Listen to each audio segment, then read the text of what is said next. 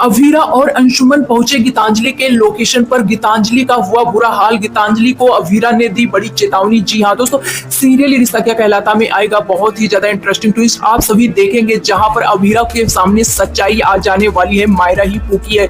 जी हाँ दोस्तों, बता दें यहाँ पर सबसे पहले तो अरमान सोचेगा बताने के लिए, क्योंकि हॉस्पिटल में वो बार बार बताना चाहता है, लेकिन यहाँ पर एक बार तो बेहोशी हालत में बताता है। उसे लगता है कि उसने सारा सच बता दिया है अवीरा को, लेकिन यहाँ पर अरमान जो बताता है वो चीजें अवीरा समझ ही नहीं पाती है। यहाँ पर दादी सा अरमान को कहती हुई नजर आती है कि वो अवीरा से सच बता दे। जी हाँ दोस्तों, बता दें यहाँ पर चारू की मौत का खुलासा होगा और उसी के बाद दादी सा बताती हुई नजर आएंगी अरमान को और सारा सच्चाई बोलती हुई नजर आएंगी और कहेंगी मैंने ही रोका था, लेकिन आज मैं ही कह रही हूँ कि सच्चाई तुम्हारे ही थ्रू आनी चाहिए बाहर, किसी और के थ्रू नहीं आनी चाहिए। मैं चाहती हूँ कि तुम सच्चाई बाहर लाओ। अब यहाँ पर अरमान कहता हुआ नजर आता है कि मायरा कहीं दिख नहीं रही। हमें लगता है मायरा को लेकर के गीतांजलि भाग गई, क्योंकि गीतांजलि को पता चल गया है। अब यहाँ गीतांजलि को जैसे ही पता चलता है वो भाग जाती है मायरा को लेकर के, क्योंकि उसके अंदर डर आ जाता है कि अब वो मायरा को खो देगी।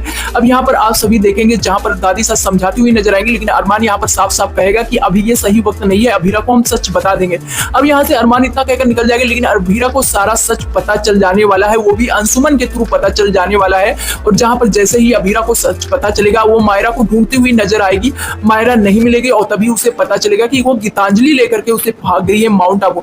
तभी यहाँ पर अंशुमन को कहती हुई नजर आएगी कि अंशुमन मुझे अभी माउंट आबू लेकर के चलो, जहां पर अंशुमन अभीरा को लेकर के माउंट आबू जाएगा। और माउंट आबू जब जाएगा तो वो सही लोकेशन यानी कि अपने घर पर गीतांजलि नहीं होगी और वो किसी अदर लोकेशन पर होगी, जहां पर आप सभी देखेंगे यहाँ पर लोकेशन ट्रैक करते हुए नजर आने वाले हैं और पता लगा लेने वाले हैं अभीरा और अंशुमन कहां पर है गीतांजलि। और वहीं पर जब गीतांजलि के पास पहुंचेंगे ये लोग, तभी वहां पर अरमान भी पहुंच चुका होगा, यानी कि चारों का आमना सामना गीतांजलि के पास यानी कि उसी लोकेशन पे होगा और यहाँ पर मायरा भी होगी। लेकिन जाने से पहले बार बार अभीरा को ये फ्लैशबैक आता हुआ नजर आएगा, यानी कि पूकी के बारे में जो बार बार सोचती थी, बार बार करती थी, लेकिन बार बार मायरा का ख्याल आएगा कि वो किस तरह से वो पहली बार घर आई थी और उसके पैरों से कुछ चीजें गिर गई थी, जिसकी वजह से उसका गृह प्रवेश हो चुका था, अलता गिर गया था। और यहाँ पर बहुत सारी चीजें हुई, अभीरा के साथ डांस करते हुए बहुत सारी चीजें फ्लैशबैक में आता हुआ नजर आने वाला है अभीरा को। अभीरा सोच सोच करके काफी ज्यादा दुखी होती हुई नजर आएगी कि यहाँ पर मेरे सामने मेरी बेटी थी, लेकिन मैं अपनी बेटी को पहचान ही नहीं पाई